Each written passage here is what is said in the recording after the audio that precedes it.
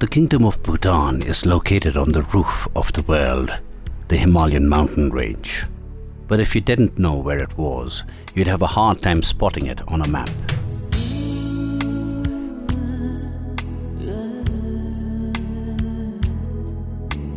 It is a small country of barely 38,500 square kilometers.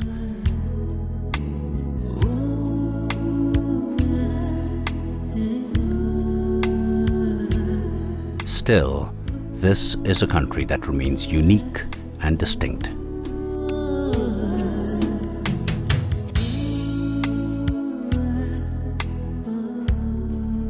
Due to its unique topography and environmental conservation policies, Bhutan is recognized as the world's only carbon zero country. Forests make up over 65% of the land area, so the country absorbs more carbon than it produces. That is why the Bhutanese prefer to say they are carbon negative.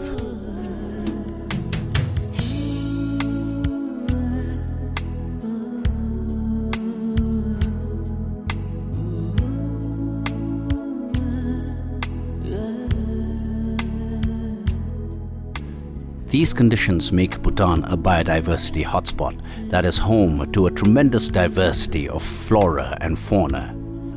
Historically, it was known in the region as the Valley of Medicinal Herbs. For centuries, the mighty Himalayas protected Bhutan from cultural contact with other nations.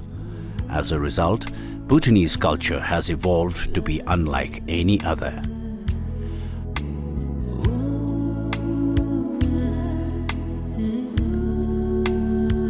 Bhutan is the only remaining Mahayana Buddhist country in the world.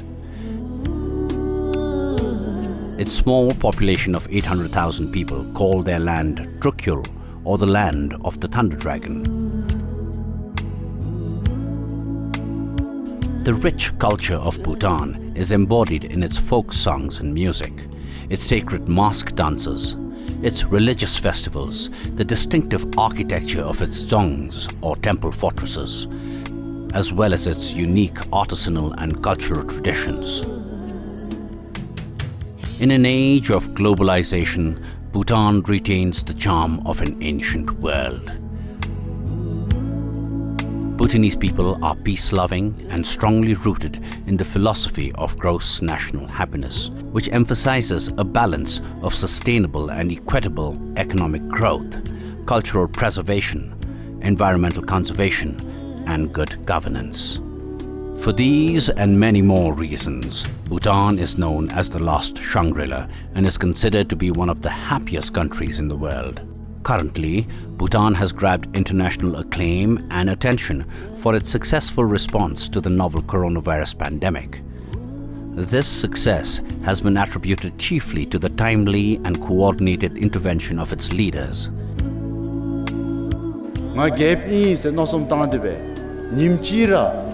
La matapulere meber ngache misisu ka kairalu pamchi zumbe danzetap pinchechi zumbe chajake buchi zumbe chashun. His Majesty the King, who was popularly regarded as the People's King, tirelessly toured the country to personally supervise preventive and curative measures. He was aided by a committed government and a concerned clergy led by the Jkempo, or Chief Abbot, who regularly conducted prayers and rituals for the people's safety and well-being. Hello and welcome to our roundtable discussion with festival directors from 4 very diverse and amazing festivals globally. We're going to get each participant to introduce themselves. So I'll start with Anna, please. I'm an artistic director of Jazz of the Dnieper Festival. It's one of the biggest jazz festivals in Ukraine. We used to be as open air, but this year, of course, because of COVID restriction, we had to move to a concert hall and to some small venues in the Central Park. But I hope next year everything will be will be good with this pandemic crisis, and I have a big hope to return to our usual venue. Our festival used to gather about 10,000 spectators, mostly from Orient part of Ukraine. And about the festival, it was organized more than 50 years ago in Soviet Union, and the city was scientist, military and space center of Soviet Union, and that is why it was a closed city for foreign people. And because of it, it was especially interesting history of the festival, because a big jazz festival between scientists mostly, but without any foreign stars, any foreign people at all. And I have to say that our festival gave start to many today's jazz stars of ex-Soviet Union countries. Of course, when Soviet Union was crushed, the festival also got a big financial crisis, and it had to take a big pause for many years. And in 2016, our city government, my city is Dnipro, in past it was Dnipropetrovsk, and the city government decided to reborn the festival, and they invited me to organize everything in this direction.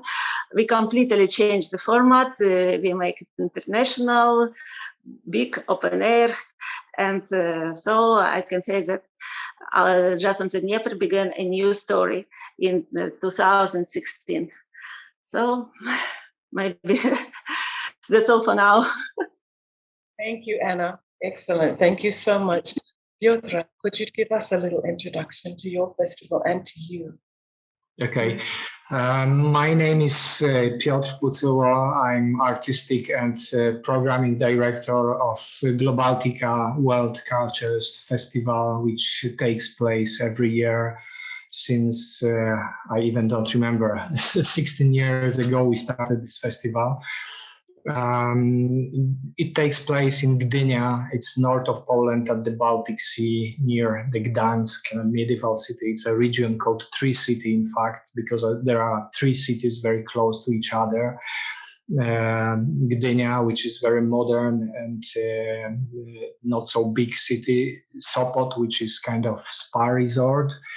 And Gdańsk, which is the biggest and medieval city, but when you are passing from one city to another, you don't feel that you are leaving the city. You are all the time in the city, so that's why it's called Three City. It's called Globaltica because we are playing global sounds, but at the same time we are at the Baltic Sea, so it's a kind of word game. We do all kinds of activities during a festival, not only concerts, everything which is connected with culture, promotion of cultures from around the world is included in our program. So we have concerts, of course, which are the most important elements of the festival, but also workshops, exhibitions, movie screenings, meeting, panel session, everything which could open Polish audience to other cultures, other religions, other traditions. That is our aim. And also we treat it a bit like a mission. So it's important, very important for us. When we started the festival, it was indoor festival, very small, with audience like 200 persons only. But during the years, it was growing and growing, and now every day we usually have around 5,000-6,000 people every day. All most important parts of the concerts are outdoor presently in the city park by the sea, wonderful place, very green, with a very special atmosphere. and we promote international artists as well as Polish artists which are inspired by Polish tradition. This year we had a very special edition because we had a year break because of COVID, like most of the festivals all over the world. So to save the problems and stress and also problems with the transportation, we decided this year to do a festival with artists, international artists, but only those who are based in Poland. And so we had artists from Senegal, Yemen, but they are all living in Poland for many years and also working with Polish artists together. So it was very, very special, I could say, very special edition. If we have chance, I could show you a short video, which is kind of after movie from this year's festival. I will try to share my screen. Okay, host disabled participant screen sharing. So it's impossible from my side this time, maybe later. Yeah, and that's all what I would like to say about our festival and me. In general, I'm dealing with the world music for over 20 years on different stages as a programmer, journalist, producer. I was running also a record label. So all kinds of activities connected mostly with world music, traditional music, ethnic music. And I'm also a graphic designer, and you could see many of ethnic inspirations in my works too. So thank you. The post as well, aren't you? Piotr, you're designing posters as well. Yeah, I'm designing posters, but I think it's not an issue of our session now because it's a very, very wide topic, and we could talk about the identities, graphic identities, also for festivals, for artists, maybe on a separate session. I think because it's a very, very big topic. We may touch on it again a little bit later. So I've just okay. Thank you very much. And Arnaud, please introduce yourself. You can hear me now, I hope. Yeah, so to jump from posters, you can see my background now. This is the logo of our festival, the Tong Tong Fair and Festival in The Hague. My name is Arno Kokoski de Forchot, and I'm the international manager of this festival. As I said, it is in The Hague, the Netherlands. It started more than 62 years ago now. This year we would have organized the 62nd edition, but also due to Corona, we couldn't do it. So next year will be the 62nd edition, hopefully. For me, it's an honor to be part here at the Hidden Kingdom World Music Festival from Bhutan, a country in Southeast Asia, South Asia. Lots of countries we work with. The Tong Tong Fair is a meeting between East and West, and mostly we invite artists from Indonesia, India, Malaysia, the Philippines, Vietnam. But Bhutan, I can't remember that we ever had artists from Bhutan. Our festival has, of course, music, world music, but also jazz, country, Hawaiian music, modern, classical, and ethnical music. So it is very diverse. Our festival is from 11 days non-stop, has a program from 12 o'clock a.m. till 10 o'clock p.m. So it's quite huge. The program is in different parts of the tents. I will show you a picture of the tents if I can find it. You can see in my back, that's the festival. It's all in tents, and every tent has a special theme. So this is the food area. There are also cooking demonstrations. Can you see it? That I do my, no, I pointed with my, but you can't see that I do that. And in the huge tent, there's the main stage, the Tong Tong podium, where all the main performances are. And in the smallest part, there is the entrance. There are also exhibitions on Indonesia, on our history. The history of our festival starts also by people, the organization 63 years ago, started out from our colonial past. We are all born out of mostly Asian and European ancestors from the colonial past of Indonesia. And lots of us moved to the Netherlands. That's why we are in the Netherlands. Mostly we receive 80,000 visitors a year. So in 11 days, 80,000 visitors. That's also because we do have a huge fair where you can buy beautiful stuff, but there is also a huge food court with mostly Asian, Indonesian food. For now, I think that's enough for the introduction. Thank you, Arno. Thank you very much. And we'll go to Brahim. Hello, Michelle. Hello, everyone. It's an honor to be with you in this session, to participate in this wonderful festival in Bhutan virtually. Well, I'm Brahim El-Maznet, director of Visa for Music.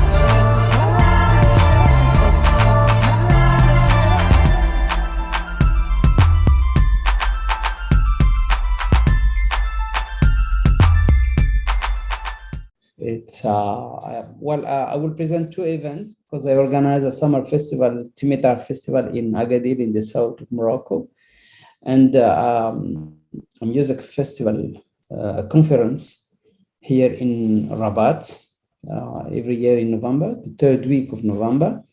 So it's a showcase music festival.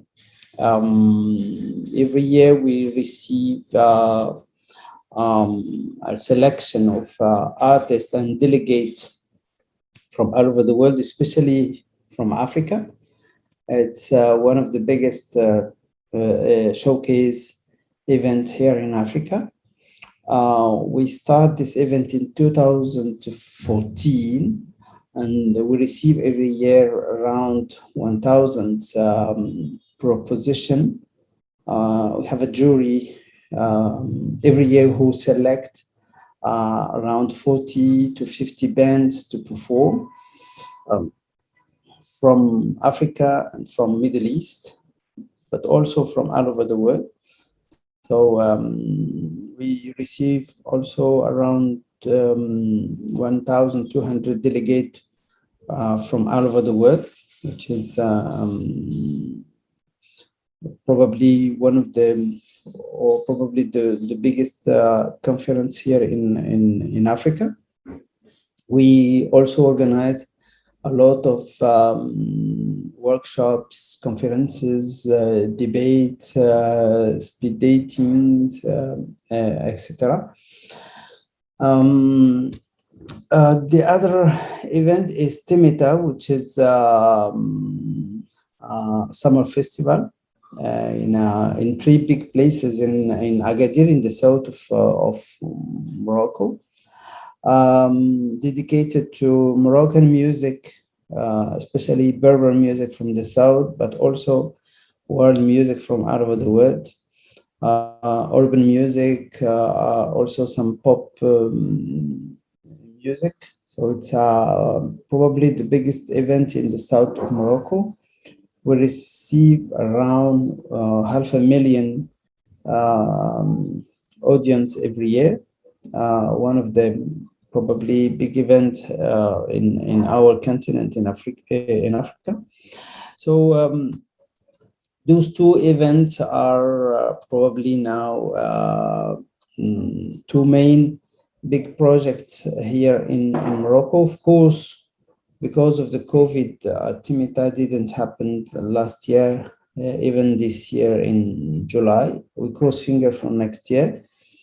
Visa for Music held last year in a digital edition, but it was one of the big digital festival in the world, because we've been followed of thousands of audience in Morocco and abroad, and we produced the videos for every artist. So you can take a look on our platform, Visa for Music, YouTube or Facebook pages.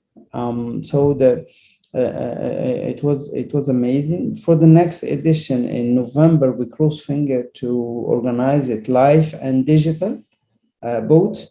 We want also to put under light the new generation of artists and the project was born under the COVID situation. So it's important to organize this kind of sessions to exchange probably ideas how artists to be back on tour soon. Thank you.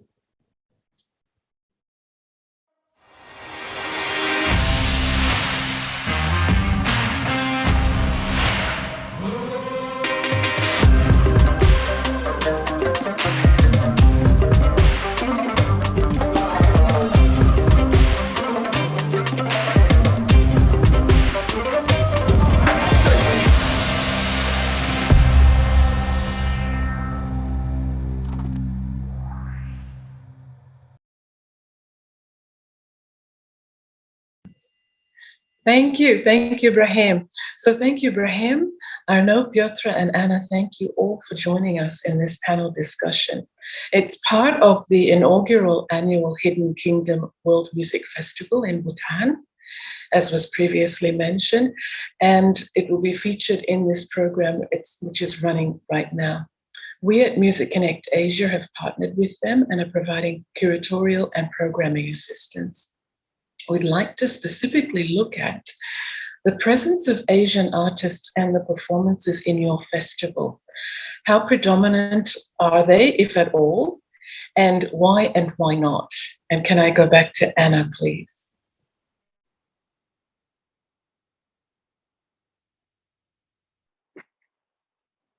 Hello. So, actually, of course, we used to work with people's mind stamps. So that is why Ukrainian audience mostly think that jazz is music from USA, sometimes from Europe, and of course, very rare, some Asian Orient musicians can be in, can present the jazz music in the mind of our audience. But maybe you remember I told already that we had a good experience with Israeli musicians. They have now a very strong jazz stage, and our audience didn't know about these musicians before, but now they'll fall in love with them, with this music.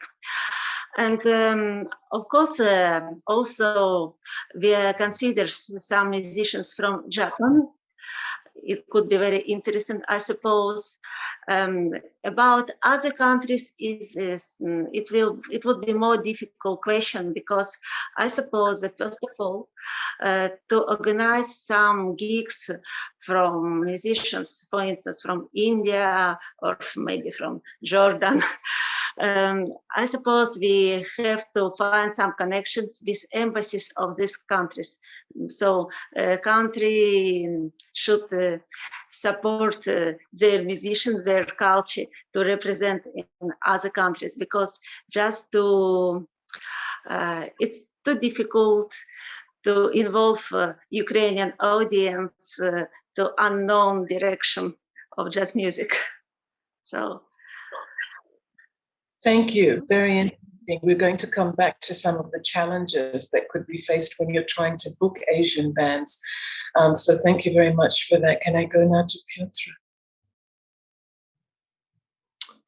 In our case, the situation is a bit different, I think, because the theme of the festival is kind of presentation of world cultures. So we even feel obliged to present Asian artists during our festival. But we do not focus on Asian artists, because we are trying to present the beauty of music from all over the world. So every year we are trying to include Asian artists in our lineup, but it's not always possible. But I think we will talk about the difficulties later on, so I will not focus on it right now. I have a short presentation. I will try to do this again. Yeah, now it's possible. With just a question, if you see my presentation? Yes. Okay, so this is just a short presentation of artists, Asian artists who played at our festival during the years. So you can have also an idea what kind of artists we are looking for. There are traditional artists as well as artists who are just inspired by traditional music and playing something new, as it was in case of Yadha from Tuva. Just a moment, because I have some problem with, okay, I have to come back to the presentation now. Okay, yeah. So we also had the Tashi Lunpo monks from Tibet. They were presenting the dances, the music, but during the festival, they also were preparing a mandala during whole festival, and they destroyed it at the end of the festival. So it was very also spectacular.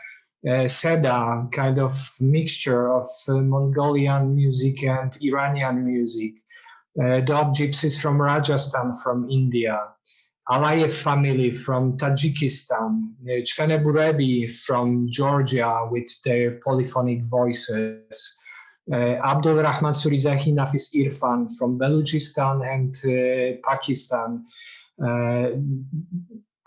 great musicians playing on banjo and the tabla, Azam Ali and Nias from Iran, Fargana Kasimova with her trio from Azerbaijan, classical Mugam from Azerbaijan, one of the best performances, in my opinion, from all our editions. Ustad Dharambir Singh, India, classical music of India. Ajinai from Inner Mongolia and China, mixing traditional elements with rock elements.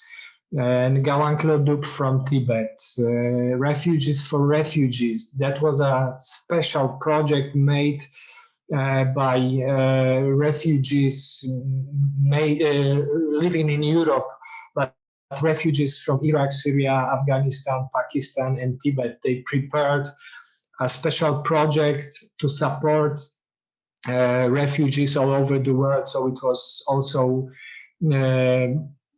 special mission during this concert. Songi Pansori Lab from South Korea, Hun Hurtu, one of the best known Asian artists, I think.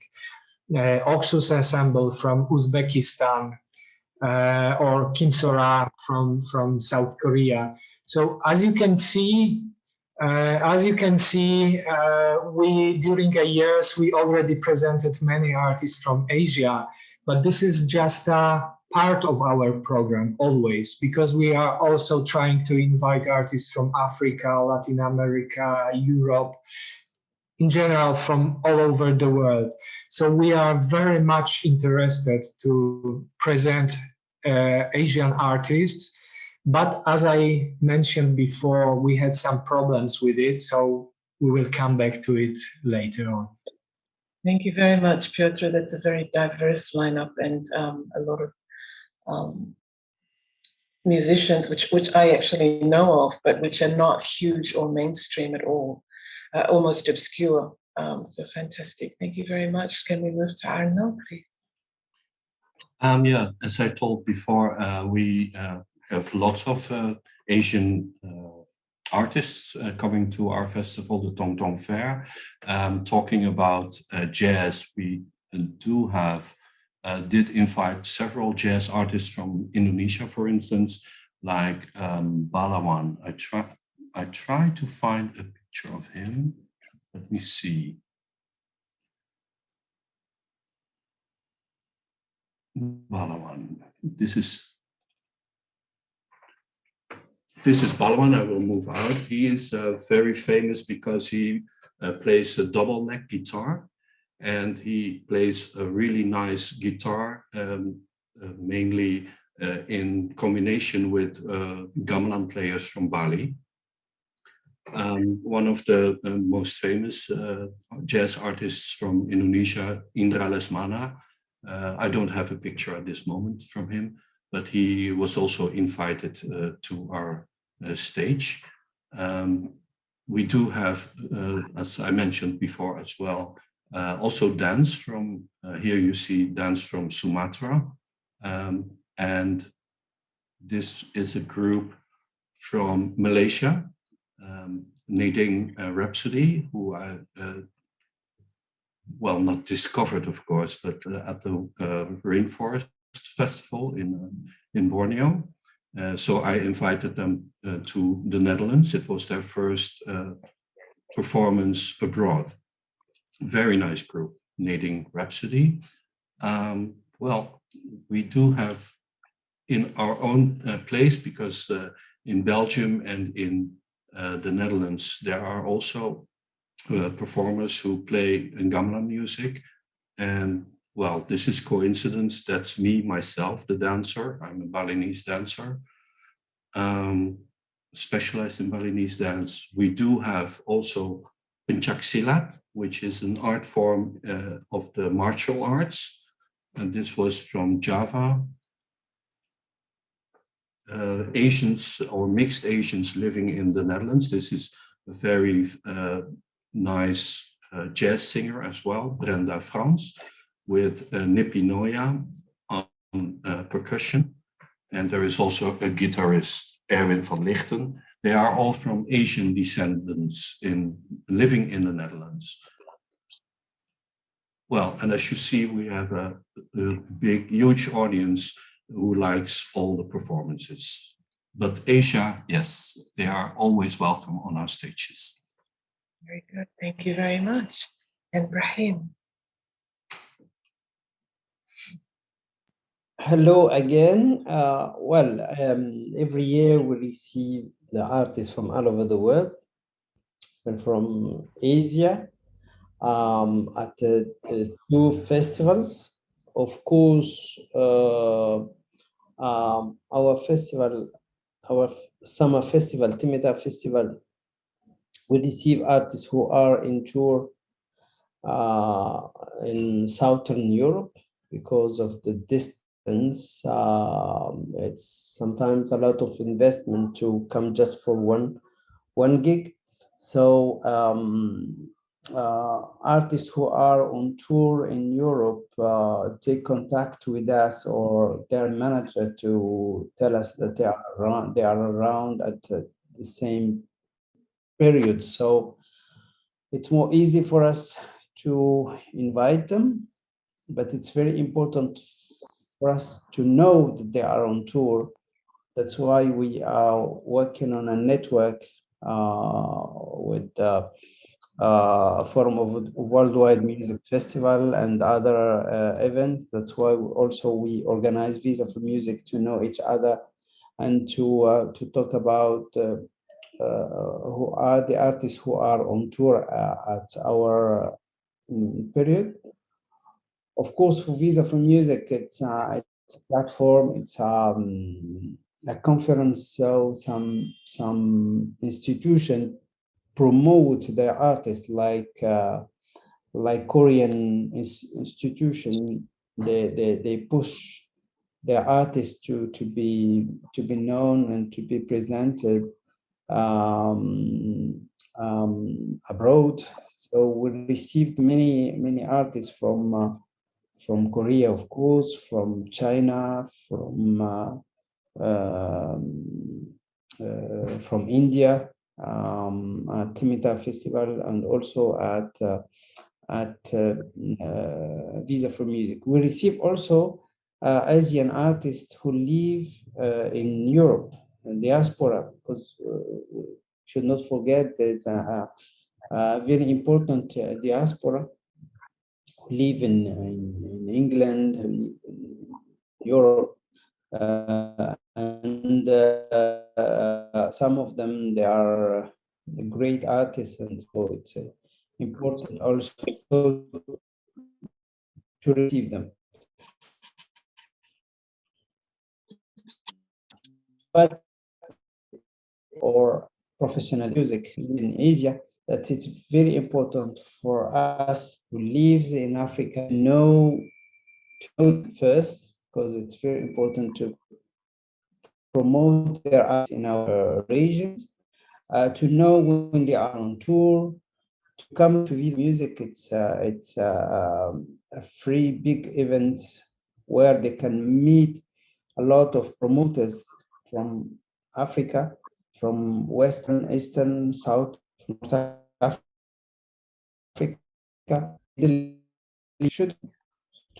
And we can assist them to meet of promoters, because Africa is a huge country. It's 1,200,000,000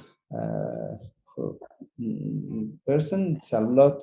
It's a big music market. A lot of events born now in Africa. They should come to Visa for Music to meet these people, to know these events, and probably to promote Asian artists. It's sad that we don't know a lot of amazing Asian artists in our region. So I would love to receive artists from Bhutan, from Indonesia, from Malaysia, from India, from Japan, from China, but we should know them. I travel as I can to these countries when I can, but I would love also to know more about what's happened in a music business in Asia. Thank you. Thank you. It does go back to connection and networking, communication is vital, so that there are festivals. And then, of course, when we go to a festival, when we're performing, we're meeting people. We're automatically networking. That just happens automatically. But when the festival opens up and becomes very much like a music fair, that's when we can start to communicate clearly. I think we've touched on the overlap, I think, is also an extremely important part of what we're talking about. If you have Asian musicians based in your location, it makes sense to hire them and get them on board. And then, of course, they have connections and they start to feed more information to you. And you can, as and when things open up, you can start to bring more people in from outside. But if they're located there, obviously that is a huge thing. And the sharing, if somebody comes to the Amman Jazz Festival, for example, they usually are shared with Egypt and Lebanon, like the countries that are close to that host country. So going back to the challenges, I'd like to go back to you, Anna, just regarding challenges. Let's talk about, I guess, communication networking is a challenge, but is also something that is being addressed and is opening and is working. Even just in this small panel, I've seen bands that I thought I was the only one that ever watched on YouTube, but actually you guys are booking these people, and they're from very far and remote places. So let's see, what are the challenges when you're doing things like that? Anna, do you have something to contribute to that? So, no, actually, I used to find some new names, some artists, absolutely accidentally. So, of course, I used to work with some agencies and get their offers. Also, I paid a big attention to my colleagues, to other festivals, and check who performs at their stage. Of course, I used to read jazz magazines. So, and before the COVID, I used to travel a lot and visit jazz clubs. And so, of course, it's my way to find some new names, to pay attention for somebody unusual for our stage also. So even I had an experience to find an artist just by YouTube video occasionally. I saw a great French singer with American and Jamaica roots, and then I found her, and so she performed at our festival a few times. So I think that now, of course, I have some friends in Georgia, in Armenia, in Azerbaijan.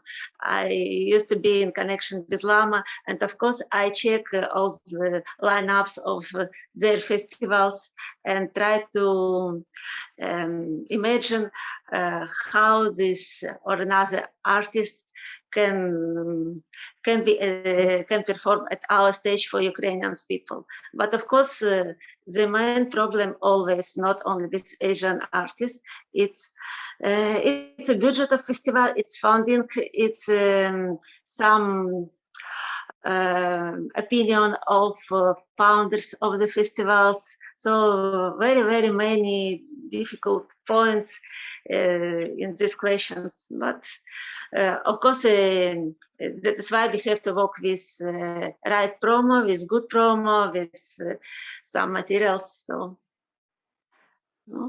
the big challenge is to find a balance between something unusual and the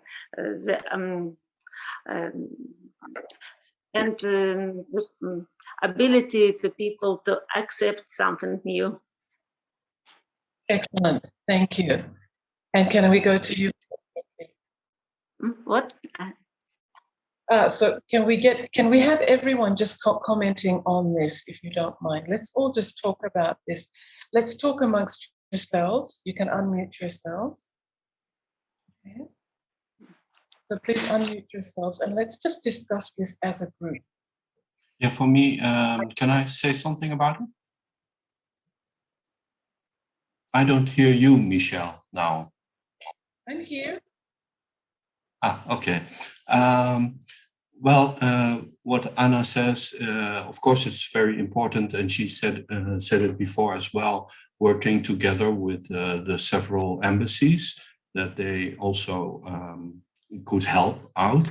My experience is also that the artists themselves sometimes can find sponsors themselves. They are in contact with banks or of course, in the Netherlands, it's not allowed to work with cigarette brands or alcohol or things like that, which makes it quite difficult because there's the money, of course.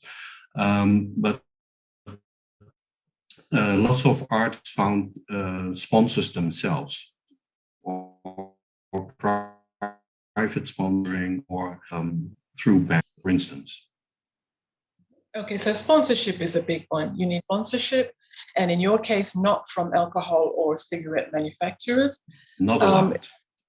Yeah, fair enough. Okay, and then so let's open up. Let's talk about this, Piotr. I know you had something also to contribute, and I think that actually started this, got us going in this direction. So let's talk about this between us. I think we all meet the same problems. I think the main problem is always budgets. I mean, the distance is so long between Europe and Asia that it costs a lot simply to bring the artists for the festival, for the concerts. So we are always looking for a special occasions in our. I'm talking about. We are trying to find artists who are on tour in Europe, so the transportation is not so expensive. Yeah, I have okay. Yeah. I don't hear you, Michelle. Do you find that when you bring a band for your concerts, like for your festival, do you then program them into other venues just to sort of defray some of those costs, or does somebody else do that? Is it an agent that does that? I mean, you wouldn't just bring them for one thing, or do you? Do you just maintain exclusivity? How do you handle it? We had such situations, but I said mostly we are looking for artists who are touring in Europe, and we are trying to be part of this tour, simply to be connected with the agent or other festival who are trying to bring them to set up a tour from one festival to another. We also thought about the possibilities to do similar things in Poland, but it's unfortunately impossible because we have a few very good world music festivals in Poland, but they are all organized in a different part of the year. So it's impossible to share artists. If we are trying to attract clubs or other venues in artists we are trying to bring for our festival, they are usually not interested in it. It's, they are looking from a different perspective than we are. So that's always a problem. But you can see that many South Korean artists are traveling all over the world regularly. And this is a fantastic thing because the Koreans really trying to invest in promotion of their own artists. They spend a lot of money for projects where you can get transportation or other costs to minimize your own cost during their concert. And that's really great from the South Korean, but would be much better if other countries, especially countries which,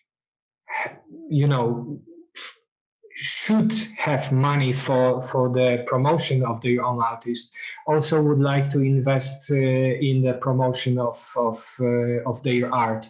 So it would be also useful and very helpful for the organizers of concerts in Europe.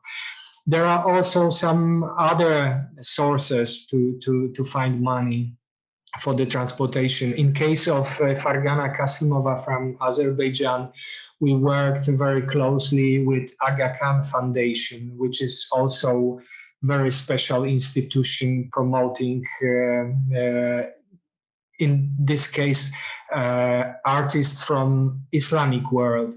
And they cover the transportation. So Fargana came just for one concert during our festival, and it was really special. But it's not so often to find such a special occasions, as I call it. So it's not easy to bring the Asian artists to Poland and to Europe in general, I think. It would be helpful, I think, if we could, during this kind of sessions and other occasions like this, to talk about possibilities of sharing artists with other festivals in long advance, to plan it in advance, to find the possibilities, to find a budget, to find the venues, places. That I think it could work, but it's not easy, as I said. Are there other thoughts about this? Because I know that in some cases, some festivals have actually communicated, wanted to share, and have said, okay, we'll shift the dates of our festival. We will shift them so that we're all lined up. And that way we can, because otherwise timing is just, it's critical, isn't it? You can miss a band by a week. Where do you go? So please, let's all talk about this together.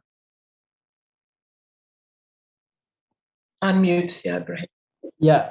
What I think. There's a problem. Is it okay now? Yeah. Well, I think we have a lot of offers today around the world. We have more offers than festivals or events. So it's very important for the artists to promote. Of course, we have a lot of regional artists who they are limited in traveling because there are links to the territory or a tradition locally, etc. But there is a lot of amazing artists who can travel around the world because they have the environment. Of course, it's more easy to travel when you are 3 to 5 artists than when you are 15 to 20 or 30. So that's why some artists, for example, a Brazilian artist or from amazing music countries, they have two formats. They have a big band for the country, but they have a small band to travel abroad when you know that the main cost of our festival is linked to mobility. So the travels are very, very expensive. That's why a lot of countries in Europe and even in some countries out of Europe, they have an office to promote artists to travel. A music export office, and it's very important to have this kind of office around the world. But the artists who should push their institution to build together this kind of office to promote artists, to probably cover some flight for artists who are going on tour abroad, to be present at big conferences around the world. If we want to be known out of their countries. If we don't have this kind of support, it's very difficult for them to be known. So this is my two recommendations, that to have small bands, not very big, because it's more easy for us to cover 2 or 3 nights for 3 to 4 rooms, or then to have a band with 20 artists, even with the flights covered. So because today when you need to travel, you need insurance, flight, buses, local transportation, hotel, etc. It's a lot of money. And for this kind, when you have a small band, you can get more money in fees than when you are a big band. So I think the music business, we have 2 or 3 experience who are very interested in Europe, especially the South Korean experience is very interesting. First, they organize big conferences. So delegate as me, for example, we discovered a lot of amazing Korean artists in Korea. If we've been not in Seoul or Ulsan, or we will not be able to know the music scene in this amazing country. So probably other countries should develop this kind of platform, should of course develop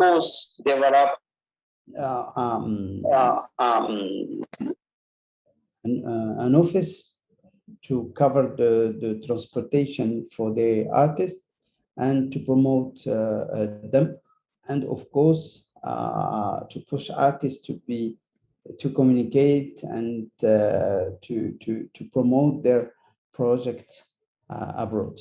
Thank you.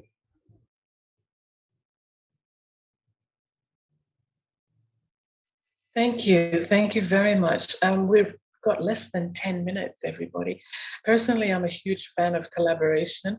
I think it's great when you just bring in one person and pop them in with your local musicians and create some collaborative work, as and when possible. It's not something that can be done all the time, and it's not something that works for all musicians.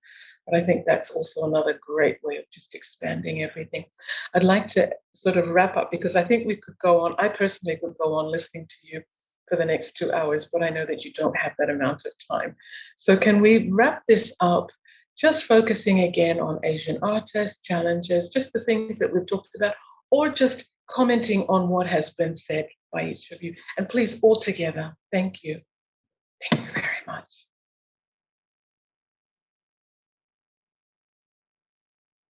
No comments? We've all voiced what we need to say. Have we expressed ourselves fully? Well, I would like to say, I can hear my own voice as well in echo. Oh, it's okay. For me, it is very important for the Tong Tong Fair also to show authentic music, classical music from abroad, for instance, Asia. But also to show that there is an evolution in music. So for that the audience doesn't think of, oh, there is only the authentic music from long ago, but there is an evolution also, that people work with different instruments, that there are new composers, that people work together, as you mentioned, Michelle, as well. That people work together from the East and the West. So all kinds of varieties in music. And till now in the Netherlands, for instance, there is this huge discussion on world music. What is world music? You know, why is Asian, African, South American music world music? And why is Mozart not included. So for me also, I do this sometimes as well, that even people inspired by Asian music and Mozart or Philip Glass, that they make a composition of this, so people know that there are influences back and forth. Yeah, I would like just to say that for most of the Poles, the Asian music is unknown, but that's also the reason why it's interesting for them, because they would like to discover it, they would like to see something new, hear something new, and it's also opportunity for artists from Asia to bring their music to strictly new areas, the areas where their music, even if it's traditional music, known for hundreds of years, will be very new. So that's what we are trying to do. We are trying to show these artists, and we are open for all kinds of music which is inspired by Asian culture. I mean, we are open for very traditional artists, as well as artists who are mixing tradition with some new elements. We also have a space for music which is a mix of jazz with ethnic elements. So all kinds of art which is inspired by tradition is very welcome at our festival, and we would really love to show it, but it's not so often possible. The reasons are obvious, we already talked about it, but I really hope that during such a sessions there will be more and more chances to bring Asian artists to Europe. There are also many Asian artists living in Europe, so there is another option to present Asian culture, just to bring Asian artists based in Europe. Then the costs are much, much lower, and the quality sometimes is also very high. So it's not a problem of the quality, but what we have to do, we have to have our eyes and ears open all the time. We have to search for these artists, because this is what Brahim said before, that it's not so often that we know about artists who are touring Europe or even living in Europe. We have to find them. And what is very important, also words of Brahim, which I agree totally, that many other countries, especially rich countries, should see how much important is promotion of their own culture, as it's in case of South Koreans, for example. There are many countries which are on the same level when we are talking about money as South Korea, and they are not interested in promotion of their own culture, to help their artists to be visible all over the world. So, but this is thing which we can do nothing with it, I think. There is a problem on the politics, for example, or some other spaces, I don't know exactly. But I'm really sad that there are so many interesting and valuable artists all over the world who are not able to travel and to play concert, to promote their tradition, their art, only because limited budget of the festivals, for example. I know it's not easy. Also, we can say it's, give money for the transportation and we will bring the artist to our festival. It doesn't work that way, of course, but we need the help to promote Asian artists. Without this help, usually it's simply impossible. Well, Thank you. Anna? Go ahead. yeah, We for have my just a few minutes. I think we're getting some good footage here for the final. Go ahead. For my side, I invite all kind of music, traditional music, urban music, electro, etc. For both, for the two festival, pop also, hip hop. So, but we invite we look for the good music. That's what we look for. Of course, usually we have 1 to 2 bands from Asia every year. It's important also to have a new project, new artists also. So that's why I invite promoters and delegates from Asia to come to join us at Visa for Music, to bring their new suggestion, a new project. We will be very happy to host them, to invite more artists from the amazing Asia, the amazing music from Asia. So of course we cross finger to be back to our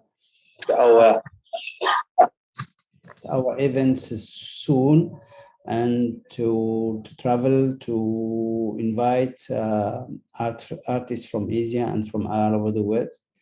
And thank you again for inviting me to join this session, and hope to see you soon. Thank you. Thank you all. We here at Music Connect Asia are very, very grateful and applaud the efforts that you're making, the amazing work that you're all doing. Anna, Piotr, Arnaud, and Brahim, thank you so much. And thank you to Hidden Kingdom World Music Festival. And we look forward to staying in touch. Thank you very much.